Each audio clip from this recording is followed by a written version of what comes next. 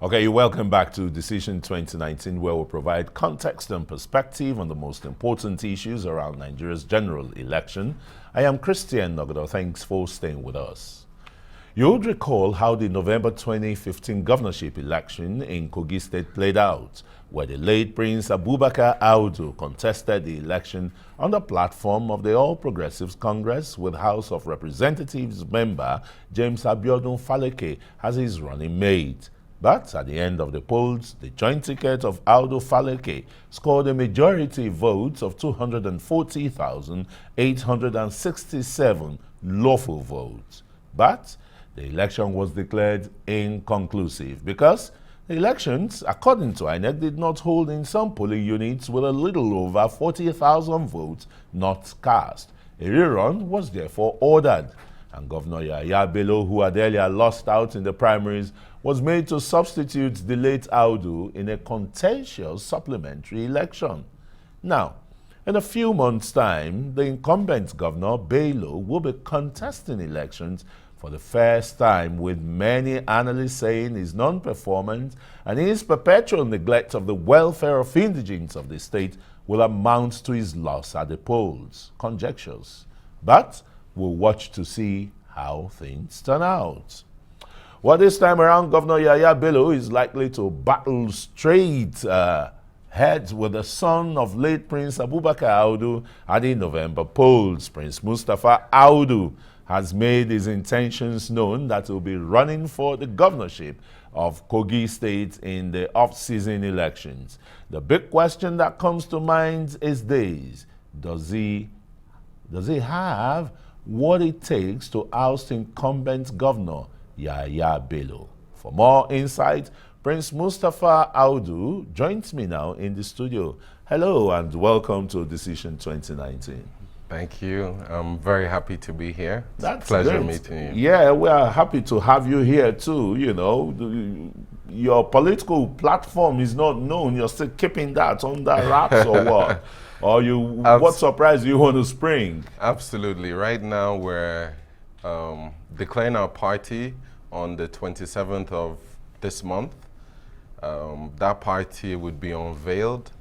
The reason why we haven't unveiled our party yet is that we're in the process of consultation. Is the party registered? Of course the party is registered and has won in the general elections that just went by. Yeah. So I'll not be using an unknown party. Okay. But also because we're in consultation with other parties, I would wait to declare the party on the 27th. But what I can tell you is that we're aiming to create the first coalition government in Nigeria. The attitude of winner takes all must be a thing of the past. Kogi State is not doing well today simply because it's in the hands of a few. Most states that are in the hands of a few suffer tremendously, and Kogi State is one of those. We want to open it all to everyone. That's why our motto is Kogi First, Kogi for all. We welcome everyone to Kogi State. That is the motto. Very beautiful. Kogi First, Kogi for all. Strategically located, you know, in the heart of the country. Flowing with so much mineral resources. Absolutely. I'll come back to the party issue, but what's your blueprint for the people of Kogi State? People who've been battered, not being paid salaries, owed pensions, pensioners, even workers dying because of, you know, lack of payment. Yeah, lack of salaries to even buy the cheapest medications and the rest. So what blueprint do you have? Well, what we intend to do is focus generally on the people. We are focusing on human capital development, the youth, and women empowerment. Those are our three main focus. Now, in bringing development to the state, first we have to address the issues, a lot of the issues that you've mentioned, such as payment of salaries, of pensions, lack of job. So there are a myriad of problems in Kogi State. And to be honest, they all cannot be addressed at the beginning, but we would address the most pertinent issues, which has to do with payment of salaries. So we would begin to massively pay salaries immediately. Apart from that, human capital development is what we want to focus on. I come from an entrepreneurial background, so creating and running businesses has been my forte for many years. And this is what we want to bring to Kogi State, rapidly creating jobs, creating business opportunities, empowering the youth by creating technological hubs, healthcare hubs, different aspects so that there are jobs readily available. The fact that you're a co-guide means that you have access to jobs immediately. Mustapha, Kogi State does not have that infrastructural capacity for the kind of dream, that you're pouring out here. So you have to start from that deficient base. Yes.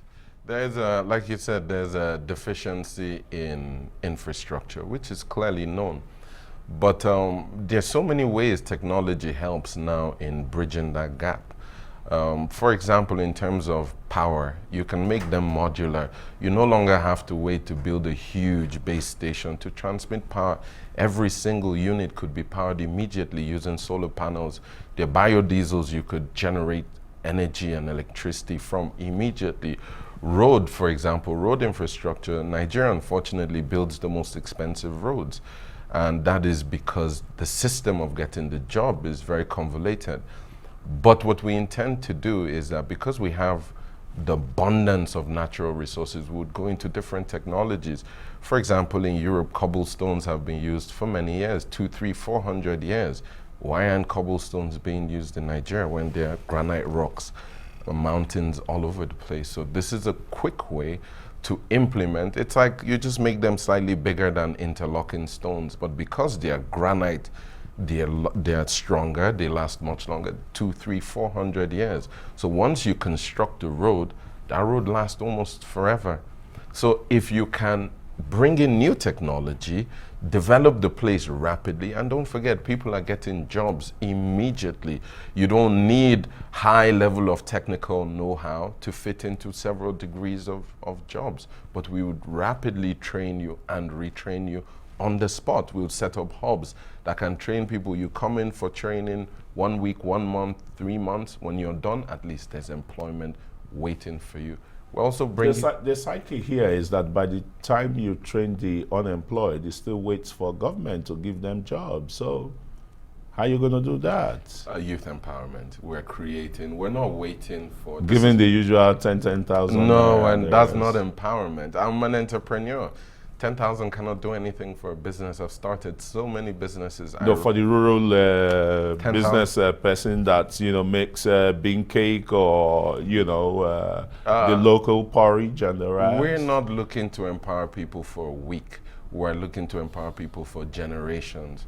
No amount of bean cake selling can move you and your generation forward. No. People have been known to do that and train children and even overseas. What are the statistics? How many in what? We want better statistics. We want to build better opportunities. We want to create instantaneous jobs and train you for those jobs. That is what we want. Powering the place is very easy. Creating jobs, technological jobs is very easy. We want to create the first. For example, I'll give you a typical example now. There are 3 major movie industries in the world, Hollywood, Bollywood, and Nollywood. Out of those, 2 of them have a physical, geographic location. Hollywood, we know, is in California. Bollywood is in India. But Nollywood is a bunch of Nigerians with cameras that put something together quickly and are so industrious that they're the 3rd largest in the world. Imagine you have a physical location with studios like this ready for people, with sets ready for these young entrepreneurs to come and build their vision. We would grow much more than this. Everyone will be focused. The new movie industry, music industry, entertainment industry from Nigeria. That's what you want to turn Kogi to? No, that is just one of many, many things that we're going to do. Kogi State, our dream for Kogi State really is the tourist destination of West Africa. There's nowhere in Nigeria, no one outside the country picks the map of Nigeria. I want to go to Nigeria. Where's a good tourist destination? There's no way you can. But Kogi is known for so much banditry and kidnapping and the rest. So how are you going to change that narrative to to even get Nigerians coming there traveling between Abuja or Kene, Lokoja is a nightmare, going through Abajan and the rest. You know that. Absolutely, I know this. And this is because of a lack of employment. And I'm sure you don't even go home often again because of that too. I do. Or you're going to take the chopper. No, I do actually. I'm always home. I was home a couple of weeks ago. I intend to be home next week. I go home a lot.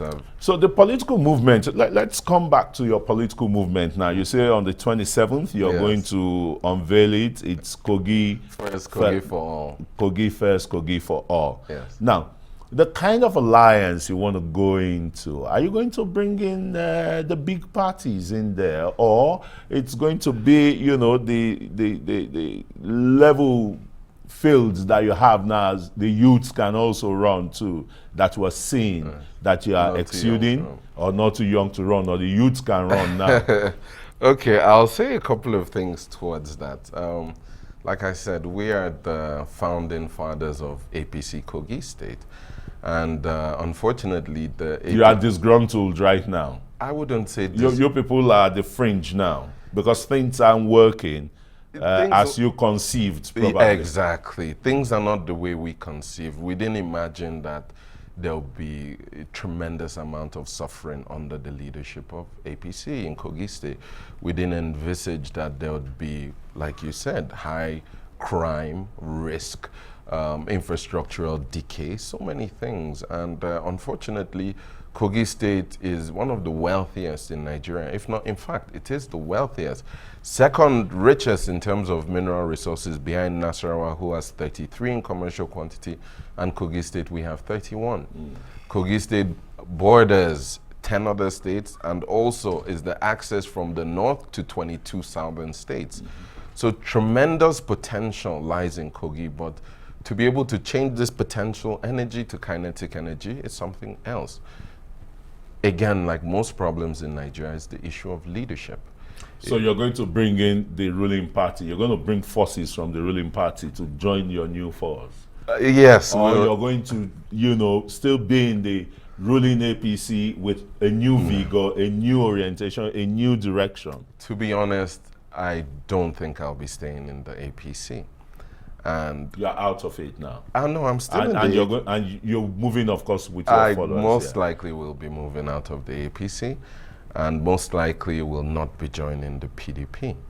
The PDP story in Kogi State. Even if they made overtures, because I mean, when you look at the political history of your late dad, you know, it's been from one party to the other too. Absolutely. And he's always won, even at the last minute before, you know, he passed on. Absolutely. So you're tempering that political nomenclature too. Yeah, we're actually going in line with that.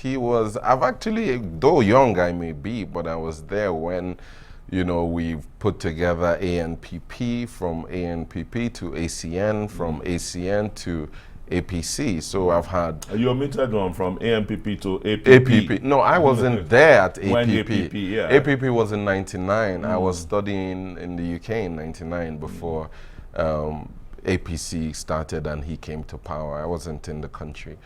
But yes, APP. So I wasn't there for APP, but I was there for ANPP. And the rest. I've also been witness to 4 elections, 2007, 2008, 2011, and 2015. As you can see, Kogi State did. So you've been gathering experience, political experience, under your dad's tutelage now. Absolutely. Now, who do you look up to, you know, in your state to drive the aspiration that you have today? Because you say you don't want to go with your present party, you're going to opt out, and you aren't going to go with the big party, the other opposition party. So what we want to do is create a third force. Nigeria has been yearning for a third force. The youth have been yearning for real representation. I want to be the first to provide the youth with a real platform. Kogi State is going to be something else, the dream that Nigeria has been yearning to have. So you're going to be the light bearer for the new Nigeria, for the new Nigerian youth, the new Nigerian politicians. Absolutely. So we have. If some people may look at you as the son of a Noval Rich, Mustapha Audu, I'm so sorry. Yeah. We really do not have enough time but definitely by the time you launch your party, we'll still be reaching out to you, you know, so that you give us the philosophy and ideology behind your party. I'm sure it's going to be ideologically driven. Absolutely. All right, very warm appreciation to you, Mustapha Audu. Well, he's a politician, an entrepreneur, and the son of the late Governor of Kogi State. Well, that's it for this edition of Decision 2019. Join us again for a fresh edition tomorrow. From me and the entire team here in Abuja, it's goodbye and thanks for watching.